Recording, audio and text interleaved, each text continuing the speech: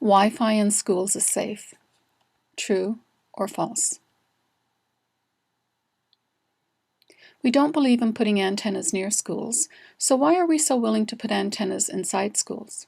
That's right, Wi-Fi routers are microwave antennas. One type of microwave radiation we are all familiar with is the microwave oven. What do microwave ovens and Wi-Fi routers have in common, and how do they differ? Both use the same frequency and both have the same wavelength. This is the ideal condition for heating water. They differ in that Wi-Fi routers use a much lower intensity of radiation. The radiation is not contained. It consists of pulsed waves rather than continuous waves. More about that later. And the Wi-Fi router is on all the time. For these three reasons, we should be concerned about placing Wi-Fi routers inside schools and inside our home. Let's have a microwave cooking lesson.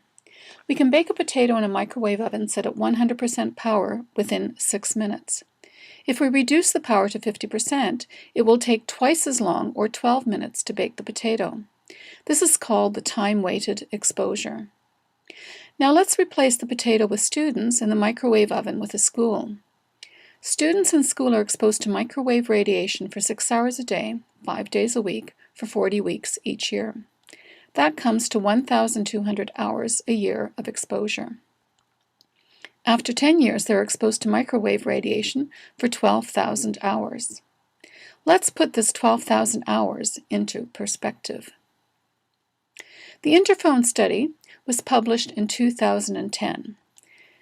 This study showed that adults who used a cell phone for more than 1,640 hours over a 10-year period had a 40% increased risk of developing a brain tumor called a glioma. How does this exposure compare to Wi-Fi in schools? Interesting. And yet we are told that Wi-Fi in schools is safe? Here we have the electromagnetic spectrum that organizes the electromagnetic energy according to frequency and wavelength, with low frequencies at the bottom and high frequencies at the top of this chart. Scientists have given names to different parts of the spectrum that have similar characteristics. At the bottom, we have extremely low-frequency electromagnetic fields. Then we have a band called radio frequency radiation that overlaps with microwaves and radar. Wi-Fi fits into this category at 2.4 gigahertz. At even higher frequencies, we have ionizing radiation that is known to be carcinogenic.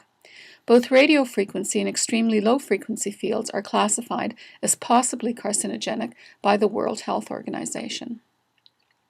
Light is part of the electromagnetic spectrum, and microwave radiation has many of the same characteristics as light.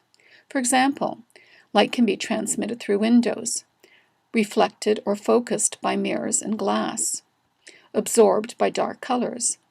Similarly, microwaves can be transmitted through buildings, reflected and focused by metal, and they can be absorbed by water and fat. That is why we can cook a potato in a microwave oven, but we cannot cook dry rice. True or false? Levels of microwave radiation in a room are uniform. False. A filing cabinet, as well as other metal objects, can either decrease or increase our exposure to Wi-Fi radiation, depending on its location relative to you and the router. Taking a measurement at the middle of the room will not give the same reading as taking a measurement near a metal object, near your computer, or near the router. Metal objects on or in your body will also reflect, block, or focus microwave radiation. This is why sensitive people are unable to wear jewelry. A student with a mouthful of braces standing near a router is likely to have higher radiation exposure in the head than a student not wearing braces. True or false? Natural sources of radio waves are much stronger than man-made sources, so we have nothing to worry about. False. This graph shows altitude above sea level. Ionizing radiation is largely absorbed by the upper atmosphere, and very little reaches the Earth's surface. The same is true for infrared radiation. Both light and radio frequency radiation reaches the Earth's surface. So we are exposed to radio frequencies coming from outer space, but these sources are very weak. That is why we need large radio telescopes to detect the energy. These microwaves are like whispers from outer space. A cell phone within 10 kilometers of one of these receivers is similar to a shout and would interfere with a signal coming from space. That is why radio telescopes often have an exclusion zone surrounding them to minimize this type of man-made interference. True or false? Our exposure to microwaves is increasing exponentially. True. Much of the early research with microwaves was kept top secret. In 1939, we had the first radar exposure of the military. In 1967, the radar range, or microwave oven, was introduced. In 1984, we were introduced to cell phones and the cellular antenna system. In 2000, we had our first exposure to campus-wide Wi-Fi. In 2004, we had the first WiMAX operating.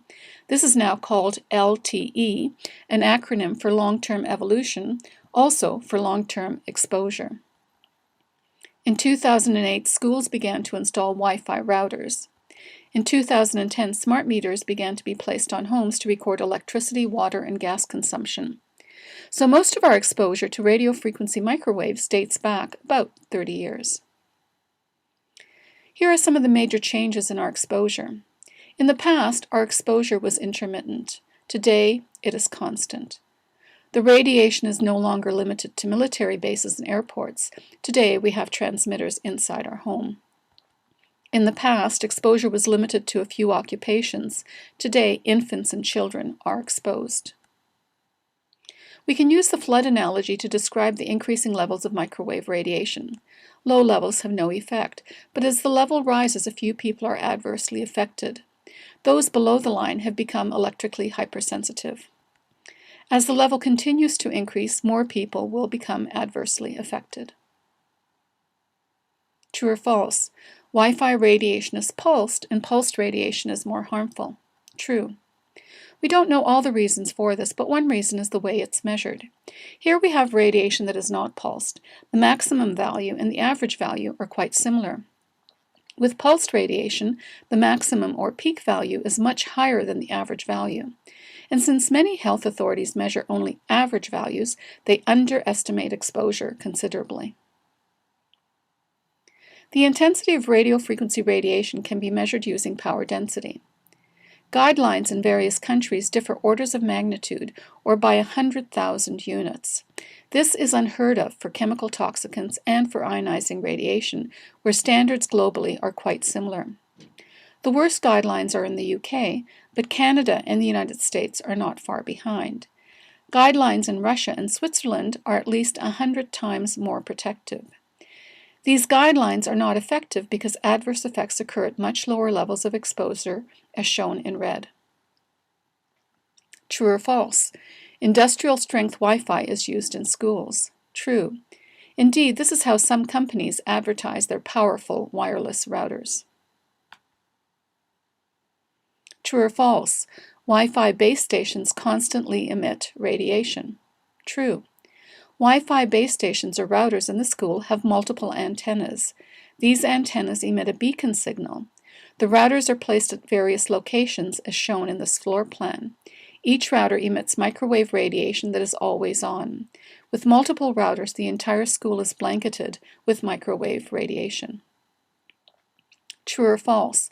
The highest exposure is at the computer and at the router. True. Once the computer is disconnected from the internet, the only remaining radiation is from the router. So the placement of these routers is critical. They should be well marked in plain sight and as far away from people as possible. True or false? The more users uploading and downloading information from the internet, the higher the levels of radiation. True. And the closer students are to each other, the higher their exposure. True or false? Long-term, low-level exposure to microwaves harms rats. True. The U.S. Air Force completed a study in 1984 at a cost of $4.5 million. They exposed rats to pulsed radiation at 2,450 megahertz. This is the same frequency used for Wi-Fi. At levels well below federal guidelines, for 21.5 hours daily for 25 months. The results were published in 1992 and became available on the internet in 2005. The results show that rats exposed to microwave radiation had more B cells and T cells. These cells are part of the immune system and become activated when the body detects unhealthy bacteria. The T cells alert the B cells that in turn produce antibodies to attack the bacteria. What is unusual is that this experiment was conducted under sterile conditions. That is one reason it cost so much money. Even more disturbing results were the effects on tumor growth. 3 types of tumors were identified in various organs: benign, primary, and metastatic tumors. A summary of the results are shown here in Table 2. What are the effects of long-term exposure to low levels of pulsed 2.45 gigahertz, also known as Wi-Fi radiation?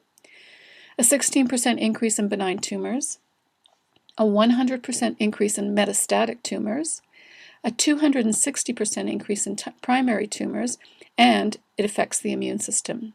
Is this what we want to expose students and teachers to for 6 hours each school day? True or false? Radio frequency radiation is a possible human carcinogen. True. The World Health Organization classified radio frequency electromagnetic fields as possibly carcinogenic to humans. They based these conclusions on rat studies of people who use cell phones and on studies of people who live near cell phone antennas.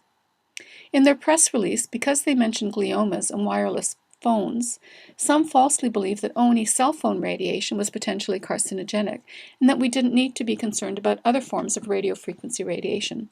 But this is not the case. Wi-Fi radiation is a possible human carcinogen. Let's look at other effects of pulsed microwave radio frequency radiation. True or false? Microwave workers experience heart problems. True. Studies on the health effects of microwave radiation go back decades, although some of the early studies were classified. In this symposium proceeding, published in 1969, the authors write, "In the interest of occupational hygiene, many Soviet investigators and at least one U.S. researcher have recommended that cardiovascular abnormalities be used as screening criteria to exclude people from occupations involving radio frequency exposures." In other words, radio frequency radiation affects the heart, and scientists knew this 42 years ago. True or false? Radiation from a 2.4 gigahertz cordless phone affects the heart. True. This was a double-blind study that was published in a peer-reviewed journal. Subject A was wearing a heart monitor and was exposed for 3 3-minute periods to radiation from a cordless phone or to sham exposure. The heart rate remained relatively constant, 58, 56, and 58 beats per minute. This subject was exposed during the second time interval but did not respond to the provocation. Subject A is non-responsive. Subject B has a rapid heart rate during intervals 3 and 5, which coincide with exposure to the cordless phone. This subject experienced tachycardia, a rapid heart rate, and is highly responsive. Exposure was at less than 1% of Health Canada's Safety Code 6. True or false? Students are experiencing heart irregularities at school with Wi-Fi routers. True. Several students have visited their pediatric cardiologists and have worn heart monitors to school. Here are the symptoms they experience. 6-year-old girl, musical heart, headaches, dizziness, only at school. 12-year-old boy, tachycardia. 12-year-old girl, nausea, vomiting, no fever, insomnia, blurred vision, tachycardia, only at school. 13-year-old boy, heart pounding, insomnia, headaches. He moved away and his symptoms have abated. World-famous cardiologist Dr. Stephen Sinatra explains what may be happening to these students. What these kids basically have is a non-diagnostic tachycardia. Wolff-Parkinson-White syndrome is it's not uncommon. It's about 1 in 700 kids. So if you got 50,000 kids in the school district, I mean, do the math. You're going to have some kids with, this is an inborn situation where a child has an extra, what we call electrical pathway in the heart. And these hearts can go out of rhythm, and they can be triggered by situations that can disturb heart rate variability. And as a cardiologist, knowing what I know now, it's easy for me to connect the dot that a child with Wolff Parkinson White, undiagnosed, exposed to Wi-Fi, could be triggered with an arrhythmia. Supraventricular tachycardias are what we call SVTs, and adults and kids have these all the time. And again, because Wi-Fi disturbing heart rate variability, it could be a factor in children.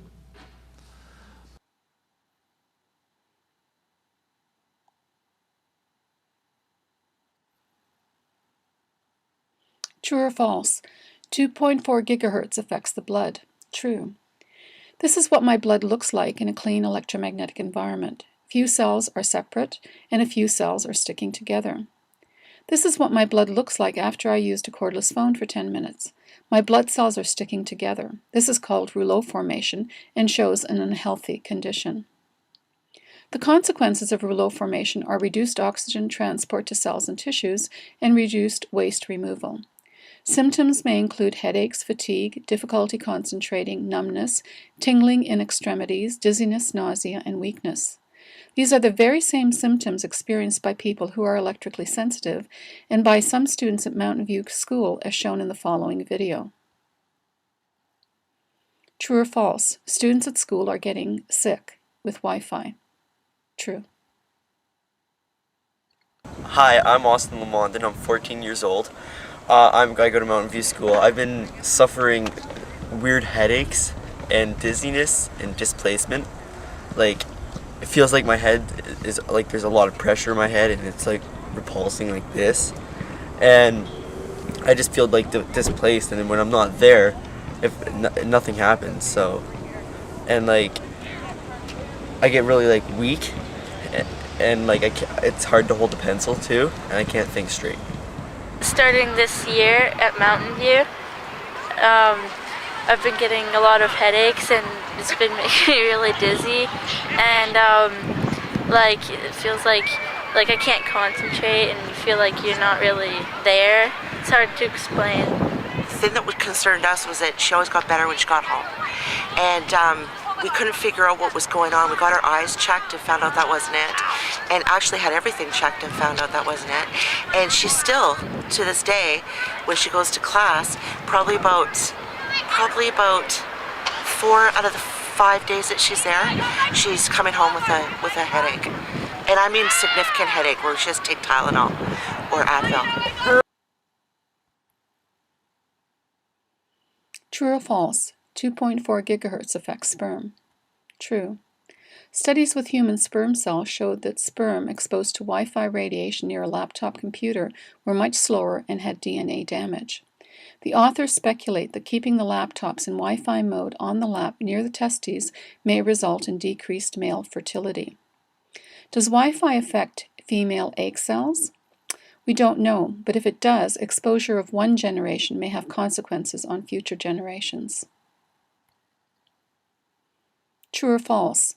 Microwave levels in schools are too low to have any effects. False. Dr. Tony Mook was asked by the Superintendent of Education to measure 2 schools in Ontario.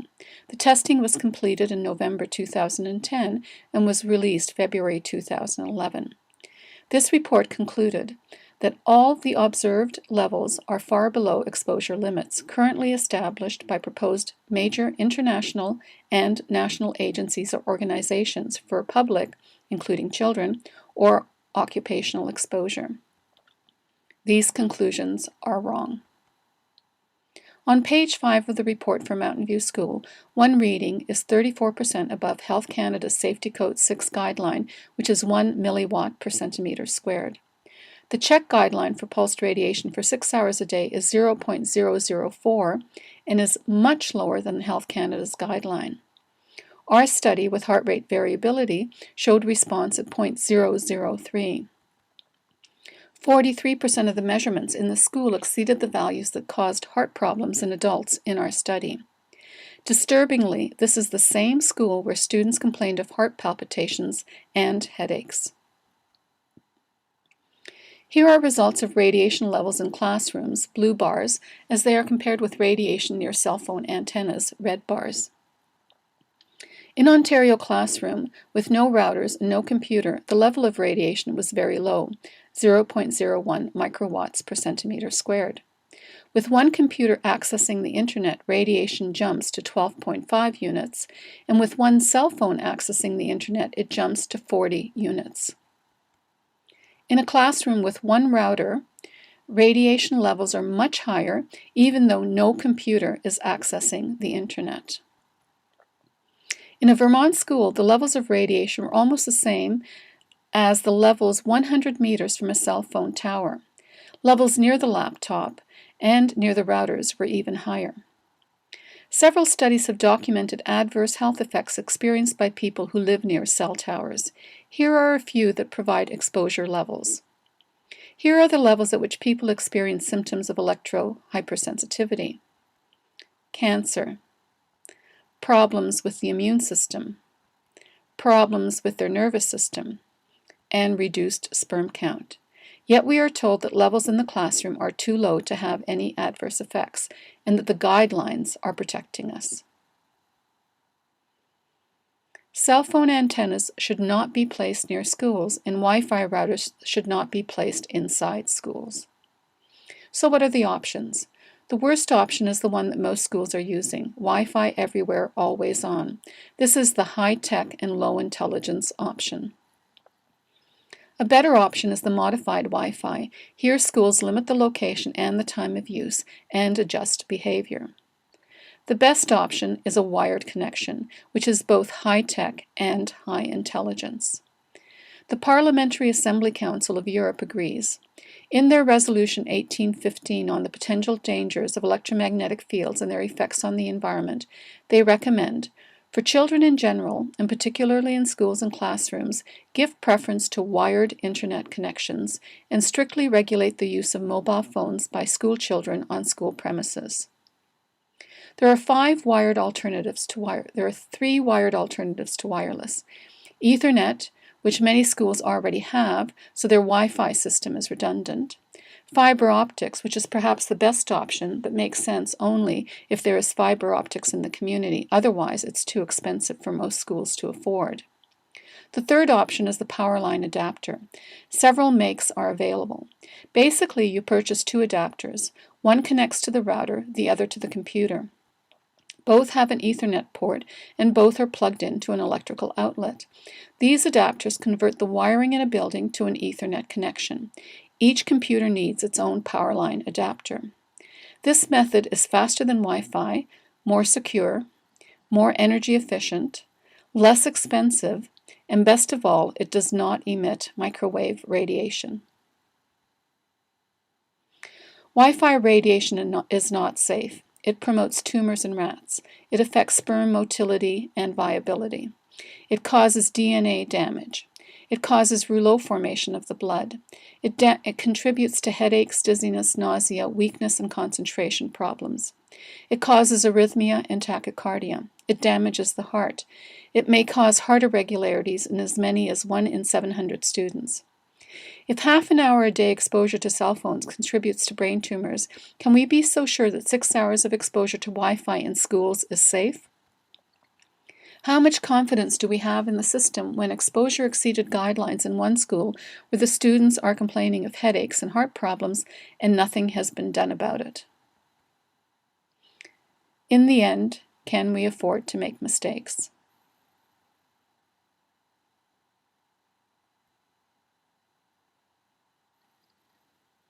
If you care about the health of students and teachers, share this video. And if you have Wi-Fi at home, consider replacing it with a wired connection. Ask your neighbors to do the same. Thank you.